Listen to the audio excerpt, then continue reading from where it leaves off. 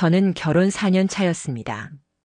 남편과는 소개팅으로 처음 만나 2년 연애 끝에 결혼까지 이어졌습니다. 처음 제가 그를 만났을 때 그는 따뜻했고 성실했고 늘 상대를 배려하는 듯 보였습니다. 주변 친구들조차 너는 참 복 터졌다라고 말할 정도였지요. 저 또한 그렇게 믿었습니다. 그는 약속을 잘 지켰고 사소한 것도 잘 챙겼으며 저를 웃게 만드는 방법을 아는 사람이었습니다. 저는 그 믿음을 평생 이어갈 수 있을 거라 생각했어요. 결혼 이후 우리의 일상은 소박했습니다. 남편은 대기업에 다녔고 저는 중소기업에서 마케팅 일을 했습니다. 퇴근 시간이 다를 때가 많았지만 우리는 주말이면 언제나 함께 시간을 보내곤 했습니다. 주말마다 장을 보러 다니고 카페에서 함께 책을 읽거나 드라마를 보며 하루를 정리했습니다. 특별한 이벤트가 없어도 저는 만족스러웠습니다. 그 일상이야말로 진짜 행복이라는 걸 믿었으니까요. 그러니 제게 가족은 무엇과도 바꿀 수 없는 소중한 존재였습니다. 그리고 저에겐 민지가 있었습니다. 대학교 때 동아리에서 만난 친구로 10년 가까이 함께한 사이였습니다.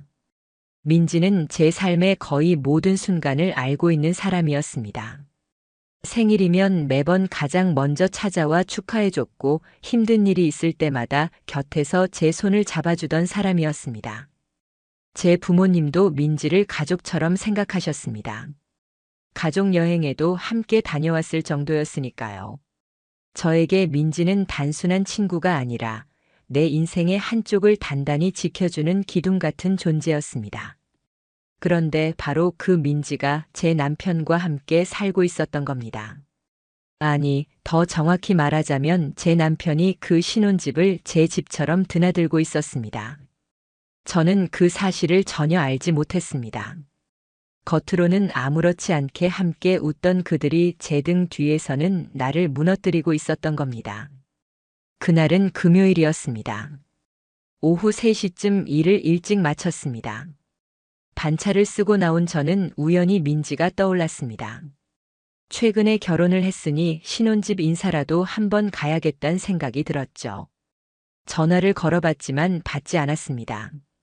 그런데 휴대폰 인스타그램을 켰을 때 민지 계정은 접속 중이라고 표시되고 있었습니다.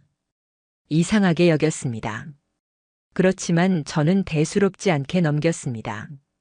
바빠서 못 받는 거겠지 하면서 말이죠. 겸사겸사 근처니까 그냥 들러서 인사라도 하고 오자. 사소한 마음으로 발걸음을 옮겼습니다. 그러나 그 사소한 선택이 제 인생을 가장 잔인하게 갈라놓을 줄은 몰랐습니다.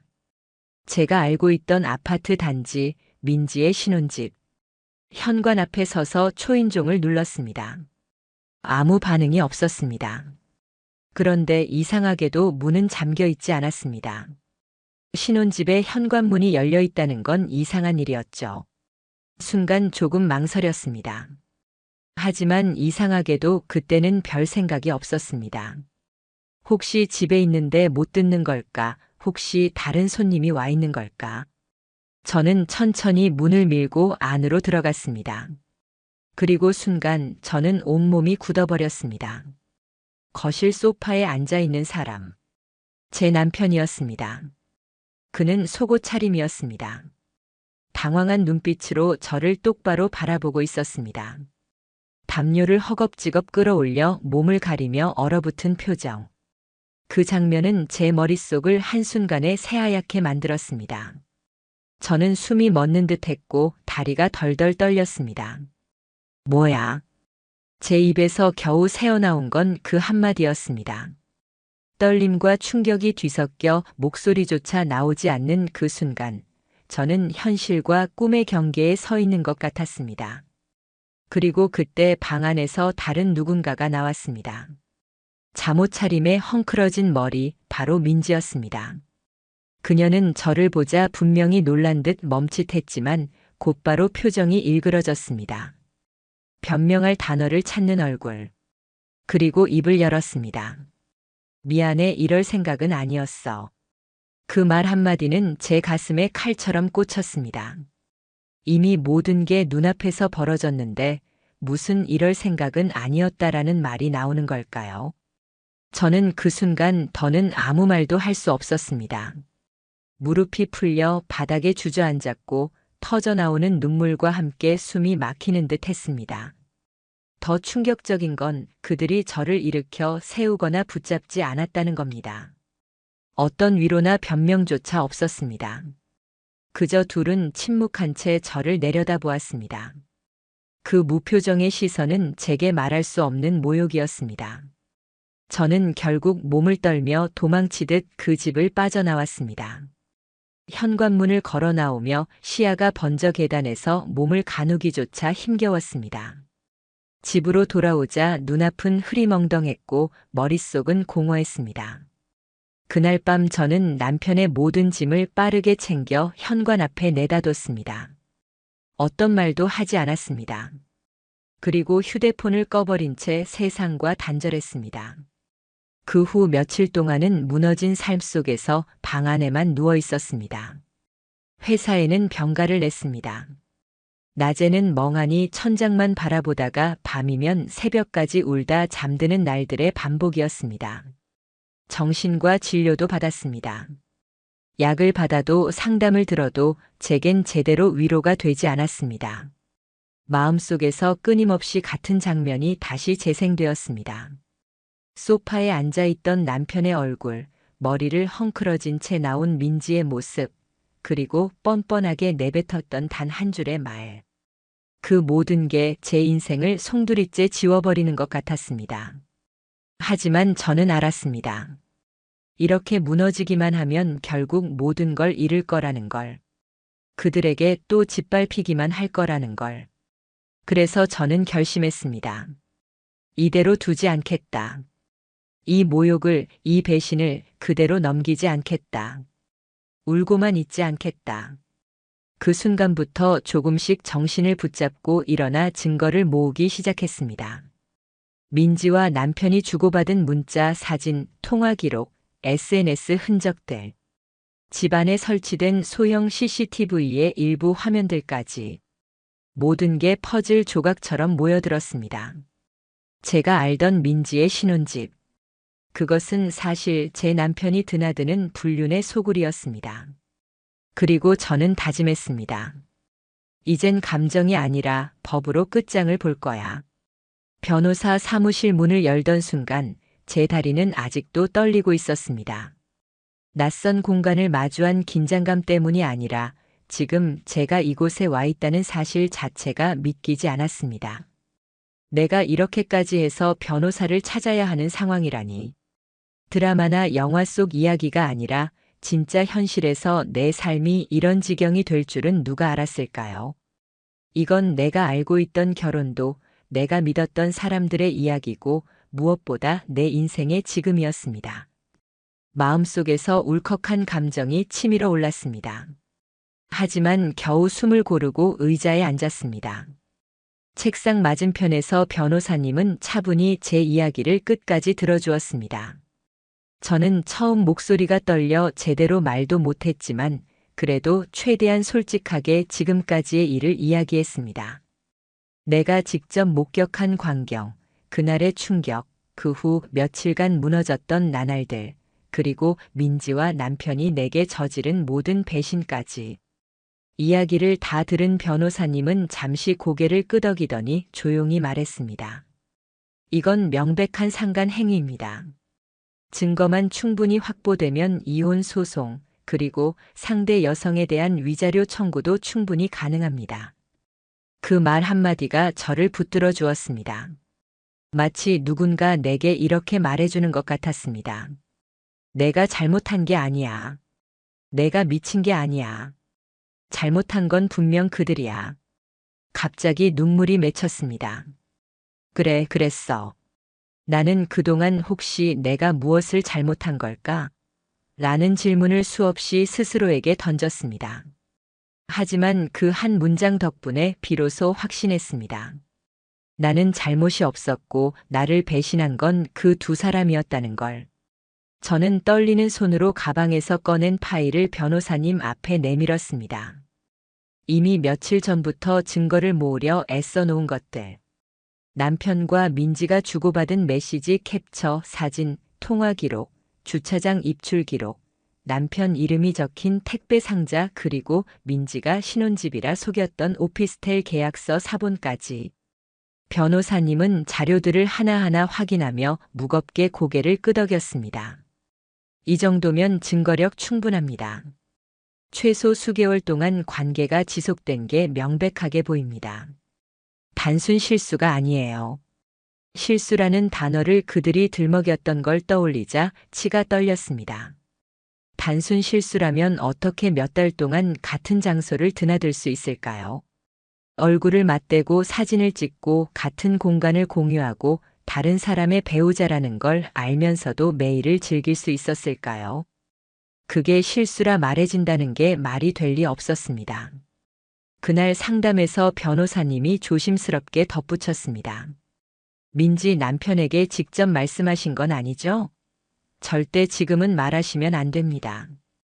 본인도 피해자지만 아직 그에게 직접 사실을 유포하면 명예훼손 논란이 생길 수도 있습니다. 우리 전략은 차갑게 법정 안에서만 성과를 내는 겁니다. 전 고개를 끄덕였습니다.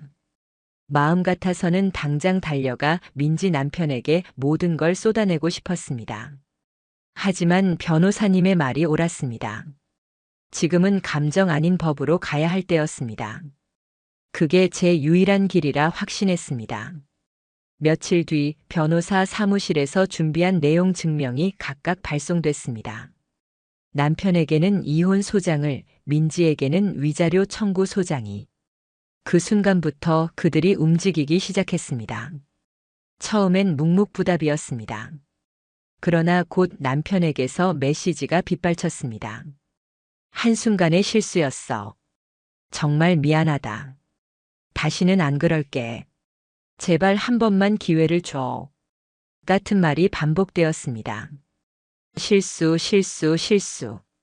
저는 휴대폰 화면을 보며 웃음이 튀어나왔습니다.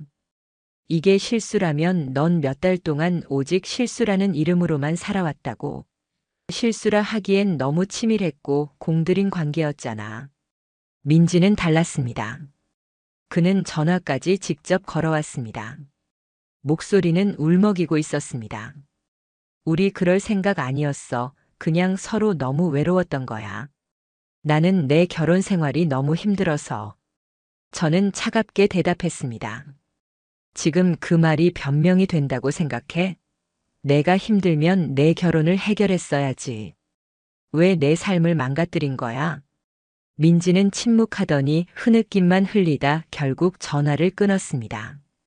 이후로도 두 사람은 각자 방식으로 변명했습니다. 남편은 책임 회피형이었습니다. 실수였다. 한눈을 팔았다. 다시 안 그러겠다. 한결같이 모든 게 잠깐의 잘못이라며 본질은 변한 게 없다고 둘러댔습니다. 반대로 민지는 피해자인 척했습니다. 난 힘들었다. 내가 완벽해서 내가 질투했다. 그래서 흔들렸다. 자신이 마치 주어진 환경 때문에 어쩔 수 없었던 사람처럼 말을 쏟아냈습니다. 저는 확신했습니다. 두 사람 모두 진심으로 뉘우치고 있지 않았습니다. 철저하게 자기 입장만 생각하는 말뿐이었습니다. 주변의 반응은 또 다른 충격이었습니다.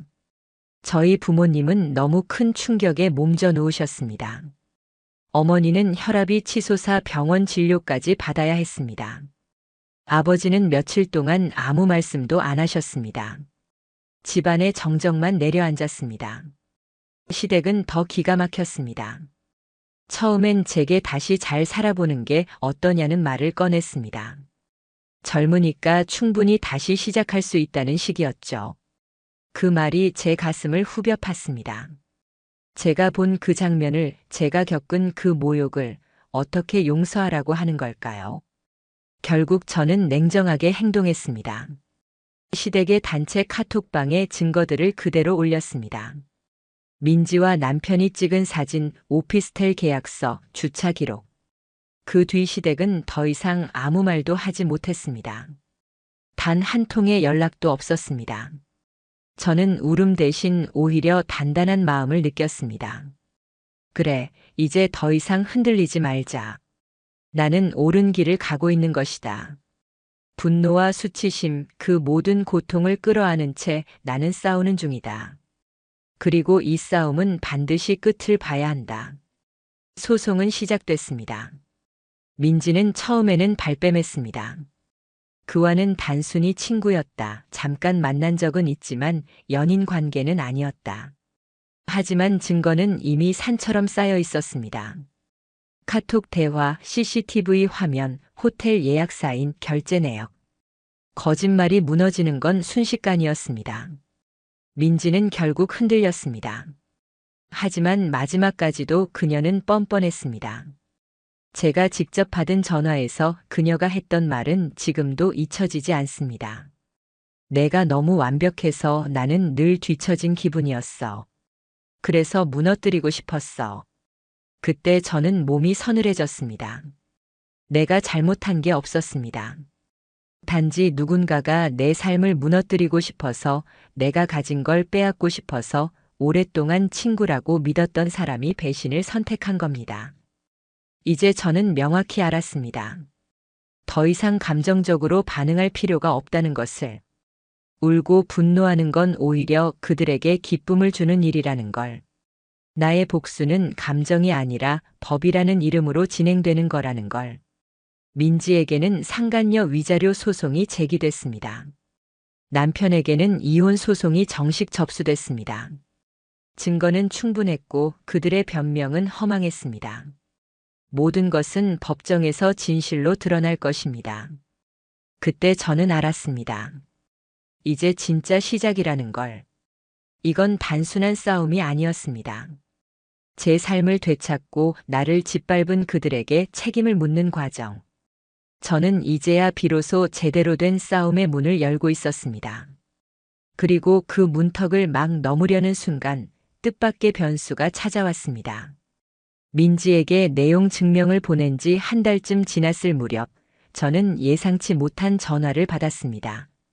화면에 뜬 이름을 보고 제 손은 잠시 굳었습니다. 민지의 남편이었습니다. 사실 저는 그와 직접 연락할 엄두를 내지 못하고 있었습니다. 법적으로도 괜히 제가 먼저 사실을 전했다간 불필요한 문제로 엮일 수 있었고, 무엇보다 그는 저와 똑같이 피해자였기에 감히 제가 먼저 다가가 상처를 더 들쑤실 수도 없다고 생각했으니까요. 그런데 그가 제게 전화를 걸어왔습니다. 신호음 끝에 들려온 목소리는 의외로 차분했습니다. 떨림 대신 단단한 울림이 있었습니다. 그는 짧게 말했습니다. 저 이제 모든 걸 다 알게 됐습니다. 그리고 가만히 있지 않으려 합니다. 듣는 순간 저는 한동안 숨을 몰아쉬었습니다. 그 역시 같은 고통을 겪고 있구나. 내 상황이 혼자가 아니구나. 그는 이어서 제게 말했습니다. 재판에서 내가 증언하겠습니다. 제가 갖고 있는 자료도 제출할 겁니다. 저도 상간남 소송을 걸 겁니다. 그 말이 끝났을 때 저는 순간 눈물이 픽 맺혔습니다. 피해자 2명이 각자의 자리에서 손을 맞잡듯 진실로 연결되는 순간이었습니다. 그는 그동안 혼자 의심을 키워왔다고 했습니다. 민지가 낮에 외출하고 돌아온 뒤 침대 시트가 바뀌어 있다거나 스마트워치에 남은 낯선 위치 기록, 퇴근 후 집에 돌아왔을 때 느껴진 사소한 단서들이 그를 갉아먹었다고 했습니다. 그는 흔들리면서도 침묵하며 증거를 모아왔습니다. 그리고 제가 내용 증명을 보낸 시점에 모든 조각이 맞춰졌다고 했습니다. 민지의 남편이 제출한 증거는 강력했습니다.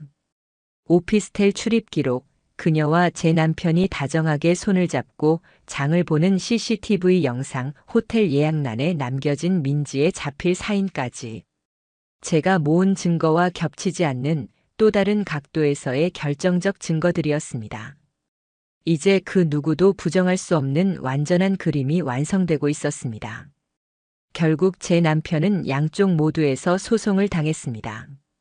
제게는 이혼과 위자료, 민지 남편에게는 상간남 소송. 한순간에 두 방향으로 법의 심판대 위에 올라선 것이었습니다.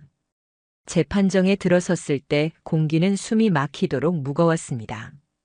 차가운 형광등 불빛 아래 서류를 넘기는 소리만이 공간을 채웠습니다.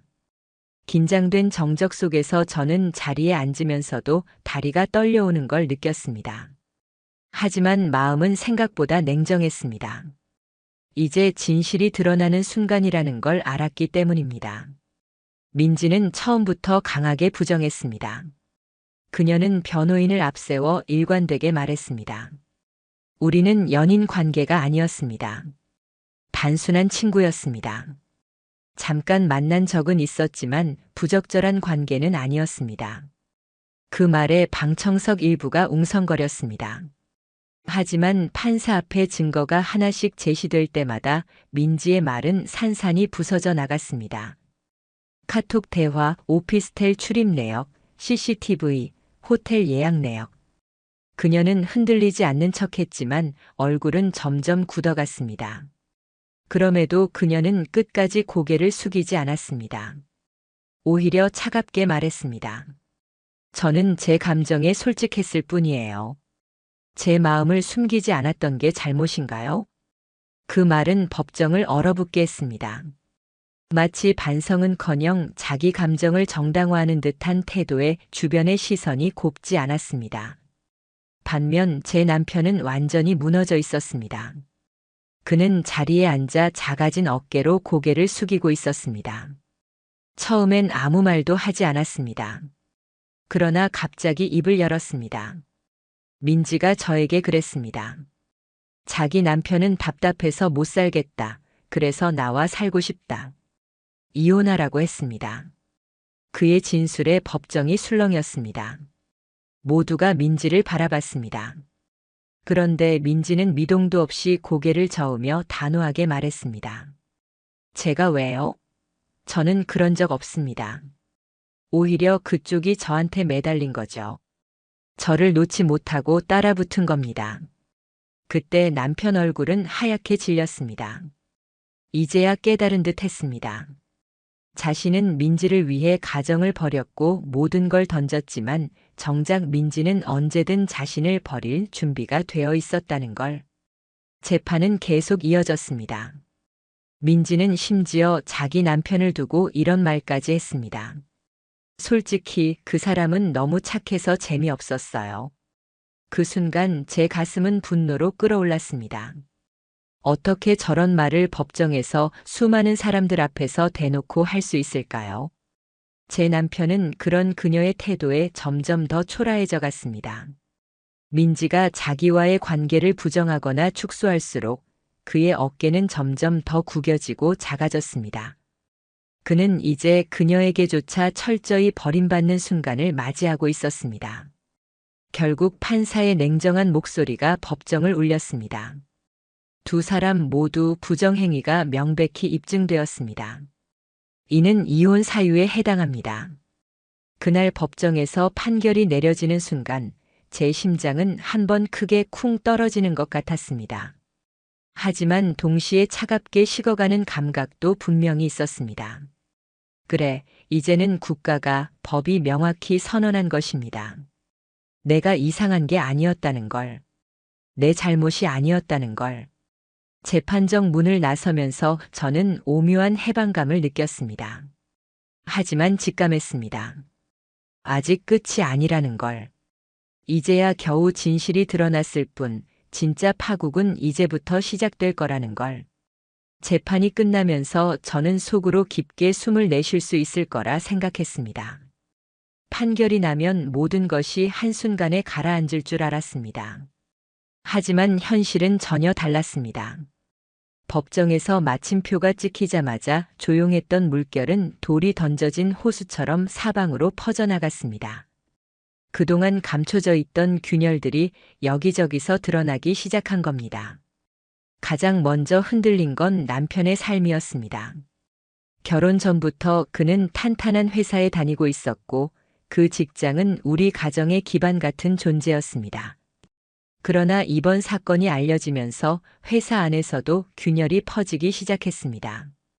대놓고 공론화된 건 아니었지만 직장이라는 곳은 은근한 소문 하나로도 순식간에 분위기가 얼어붙습니다. 불륜으로 소송까지 간 직원이라는 낙인이 찍힌 순간 그에 대한 신뢰는 순식간에 무너져 내렸습니다. 처음엔 사람들의 시선이 그를 따라다녔습니다. 복도 끝 탕비실 옆에서 누군가 수군거리면 그는 등을 굽히고 더 빠른 걸음으로 자리를 피했습니다. 점점 동료들도 거리두기를 시작했습니다. 결국 인사팀까지 보고가 들어가 징계위원회가 열렸고 그는 부서에서 밀려나 한직으로 발령났습니다. 개인 문제는 개인 문제일 뿐이라고 스스로 위로했지만 이미 그의 이름은 신뢰 목록에서 지워진 지 오래였습니다. 몇 달 뒤 그는 회사를 나왔습니다. 사직인지 사실상의 해임인지는 명확치 않았지만 퇴사 사실 하나만으로 모든 것이 달라졌습니다. 회사를 나온 그날 제게 문자 한 통이 왔습니다. 난 다 잃었어. 내가 왜 그랬는지도 모르겠어. 그 문자를 읽은 순간 저는 묘한 웃음이 났습니다. 그가 왜 그랬는지 모른다니. 알면서 했으면서. 외로웠다고 잠깐 흔들렸다고 수없이 반복했던 그의 변명들이 그 순간엔 참 우스워 보였습니다. 그가 가진 안정된 생활, 가족, 명예, 모든 걸 버린 건 결국 그 자신이었습니다. 제가 망가뜨린 게 아니라 본인이 제 발로 무너진 것이었습니다. 민지의 추락은 다른 방식으로 찾아왔습니다. 그녀는 결혼 2달 만에 다른 남자를 집으로 불러들인 여인이라는 소문으로 들끓었습니다. 법정 판결은 뉴스에 나오진 않았습니다. 하지만 동네라는 곳은 지역 커뮤니티라는 공간은 그 어떤 언론보다 빠르게 소문을 키워내는 곳이었습니다. 신혼집에 친구 남편을 불러 살았다더라. 결혼 2달 만에 바람을 피웠다더라. 같은 속삭임이 곳곳에서 퍼져나갔습니다. 결정적인 건 그녀의 시댁 쪽이었습니다. 민지 남편의 어머니는 충격을 받았고 그분이 교회 지인들에게 울분을 토하며 전화를 한 녹음이 지역 단체방에 흘러들어간 겁니다. 그 한 번의 노출로 이름과 사건이 확산되면서 민지는 사실상 동네 커뮤니티 블랙리스트에 올랐습니다. 사람들이 카페에서 그녀를 보면 힐끗거리며 수군거렸고 미용실에서조차 등에 따가운 시선이 꽂혔습니다. 결국 그녀는 직장도 지킬 수 없었습니다. 카페 아르바이트를 하고 있었지만 손님들이 등을 돌리면서 사장은 은근히 사직을 권했습니다. 결국 며칠도 버티지 못하고 일을 그만두었습니다.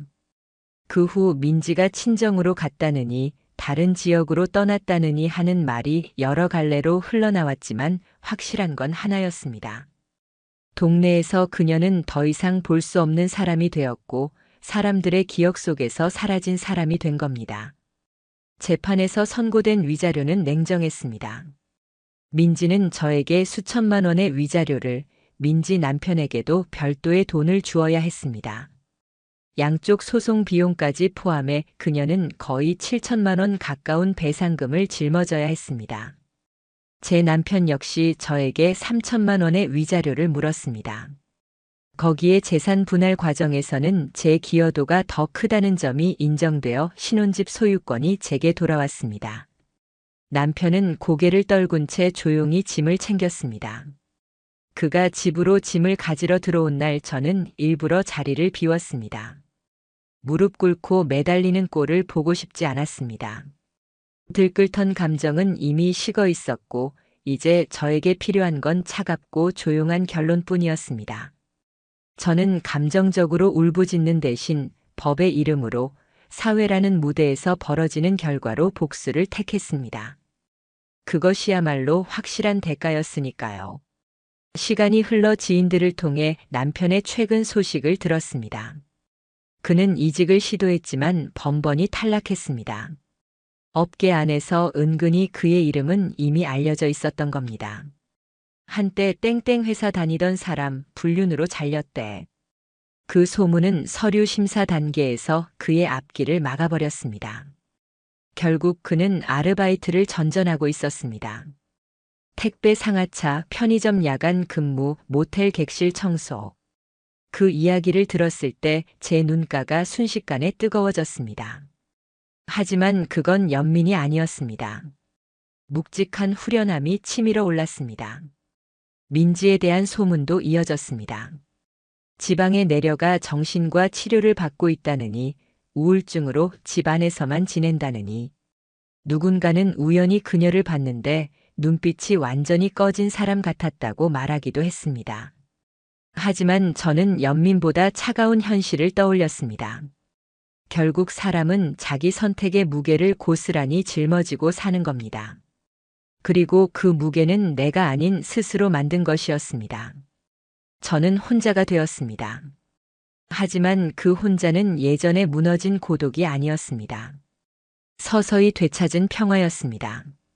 아침에 혼자 식탁에 앉아도 허무하지 않았습니다. 오히려 자유로웠습니다. 커피를 내리고 창을 열어 공기를 들이마실 때 이 집은 이제 온전히 제 몫의 공간이라는 실감이 들었습니다. 재판 과정에서 흘린 눈물과 치열하게 싸운 기억은 여전히 제 안에 남아 있었지만 그 모든 과정 끝에 마침내 찾아온 고요는 저를 살려주었습니다. 사람들은 시간이 지나면 다 잊힌다고 말합니다. 하지만 저는 알았습니다. 잊히는 건 주변 사람들의 기억일 뿐이라는 걸요. 정작 당사자는 절대 잊지 못합니다. 어디를 가든 어떤 일을 하든 자신이 발로 무너뜨린 결과라는 낙인은 평생 따라다닐 겁니다. 며칠 전 우연히 남편의 옛 동료를 만났습니다. 그는 조심스럽게 말했습니다. 걔 지금 모텔 청소 알바해. 잠깐만 하는 거래도 상황이 진짜 안 좋은가 봐. 그 얘기를 들었을 때 저는 왈칵 눈물이 날 뻔했습니다. 하지만 그것은 슬픔이 아니라 지독하게도 후련한 눈물이었습니다. 저를 무너뜨렸던 사람들이 이제는 제 발로 무너져가고 있는 모습. 그것이야말로 제가 원하던 결말이었습니다. 이제 제 삶엔 정막이 찾아왔습니다. 혼자가 되었고 혼자 밥을 차려 먹고 혼자 잠들었습니다. 하지만 이전보다 훨씬 편안한 잠을 잘 수 있었습니다. 저는 확신했습니다. 감정적 복수가 아니라 법과 세상이 내리는 정확한 대가.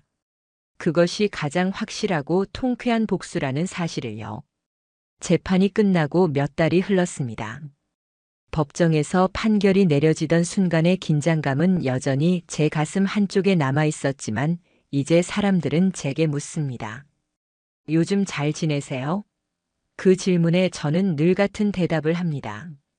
그래도 평온하게요. 웃음기 어린 목소리로 그렇게 말하면 상대는 다행이라고 고개를 끄덕입니다. 하지만 그 웃음 속에 담긴 의미를 아는 건 오직 저 자신뿐이었습니다. 사람들은 쉽게 말합니다. 이제 다 끝났잖아. 홀가분하지. 하지만 홀가분하다는 단어는 제 마음과는 거리가 멀었습니다. 어떤 날은 아무렇지 않게 하루를 보내다가도 밤이 되면 불쑥 그날의 장면이 떠올랐습니다. 민지의 신혼집 문을 열고 들어가 마주한 광경, 소파에 앉아있던 남편의 얼굴, 잠옷 차림의 민지가 제 앞에 나타나 내뱉은 그 한마디. 그 순간은 아직도 꿈속처럼 되살아나 저를 덮치곤 했습니다. 잠에서 덜컥 깨어 이불을 움켜쥔 채 숨을 헐떡인 적도 많았습니다. 가슴이 쿵쿵 울리고 손끝이 떨렸습니다. 사람들은 잊으라고 말했습니다. 과거에 매이지 말고 이제 새 출발하라고. 하지만 상처란 그렇게 간단히 지워지지 않습니다. 시간은 지나도 흔적은 남습니다. 흉터란 것이 원래 그렇습니다. 보이지 않아도 결코 완전히 사라지지 않습니다. 그럼에도 불구하고 저는 무너지지 않았습니다.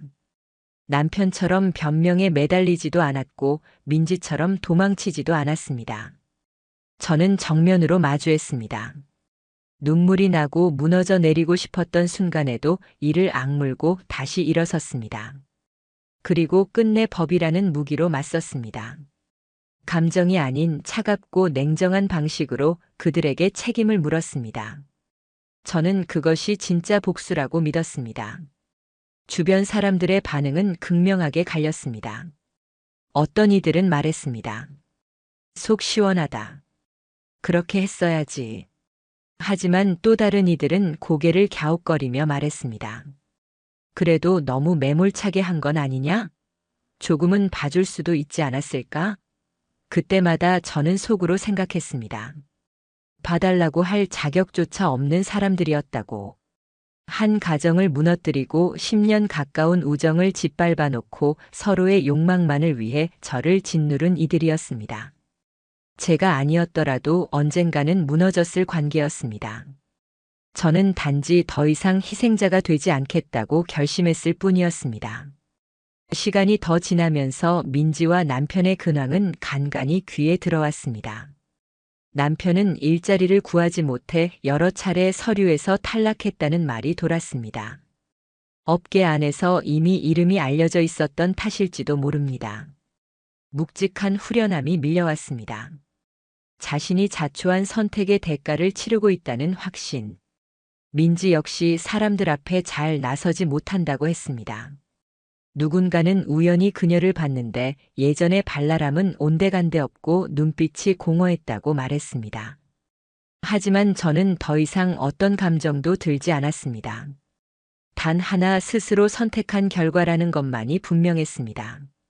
저는 제가 살던 집을 제 이름으로 정식 등록하고 나서부터 새로운 변화를 시도했습니다. 오래된 가구를 치우고 새로운 색의 커튼과 벽지를 들였습니다. 활짝 열린 창문으로 아침 햇살이 들어올 때마다 이 공간은 이제 온전히 내 것이라는 실감이 몰려왔습니다. 예전에는 남편과 함께 공유했던 공간이었지만 이제는 나를 위한 집이 되었습니다. 토요일 아침 커피를 내리며 창밖을 바라볼 때의 고요함은 말로 설명할 수 없는 평화였습니다. 물론 여전히 제 안엔 상처와 흔적이 남아 있습니다. 가끔은 사람을 의심하는 마음이 먼저 들 때도 있습니다. 새로운 사람을 만나 대화를 나눌 때 혹시 이 사람에게도 다른 얼굴이 있을까라는 경계심이 올라오기도 했습니다. 한동안은 심리치료를 받으며 스스로를 다독여야 했습니다. 하지만 저는 점점 달라졌습니다. 운동을 다시 시작했고 그림을 그리는 취미를 되찾았습니다. 미뤄두었던 공부도 다시 이어갔습니다. 서서히 스스로에게 집중하는 시간이 늘어나면서 저는 조금씩 심리의 구멍을 메워갔습니다. 그리고 가장 크게 달라진 건 제 경계였습니다. 예전에 저는 믿는 사람에게 쉽게 기대고 전적으로 신뢰했습니다. 하지만 이제는 다릅니다. 나를 함부로 침범하지 못하도록 단단한 벽을 세웠습니다. 더 이상 누군가가 내 삶에 무심코 발을 들여와 상처를 남기게 두지 않을 겁니다. 저는 이제 사람들에게 말합니다. 만약 지금 이 영상을 보고 있는 당신이 저와 비슷한 상처를 겪고 있다면 꼭 기억하라고. 당신 잘못이 아니라는 걸요. 상대방이 내뱉는 변명에 흔들리지 말라고요. 외로웠다. 우발적이었다. 그런 단어들은 책임을 피해가려는 얄팍한 방패일 뿐입니다. 배신은 실수가 아니고 거짓말은 결코 우연이 아닙니다. 그리고 절대 잊지 마세요. 당신은 그 고통을 견뎌내고 결국엔 이겨낼 자격이 있는 사람이라는 걸요.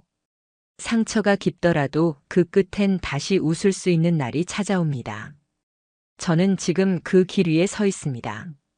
완벽하게 괜찮아진 건 아니지만 저는 여전히 무너지지 않고 있다는 사실 하나만으로 충분합니다. 저는 선택했고 버텼고 끝내 싸웠습니다. 그리고 그 모든 과정을 통해 제 삶을 다시 붙잡았습니다. 남편과 민지, 그들은 결국 스스로의 선택으로 삶 전체를 무너뜨렸습니다. 하지만 저는 그 와중에도 무너지지 않고 제 삶을 다시 세웠습니다. 저는 이제 혼자지만 더 이상 불안정한 혼자가 아닙니다. 단단한 혼자이고 그게 저를 지탱하는 힘입니다. 그리고 저는 압니다. 이제 제 앞길에는 비로소 새로운 시작이 기다리고 있다는 걸요.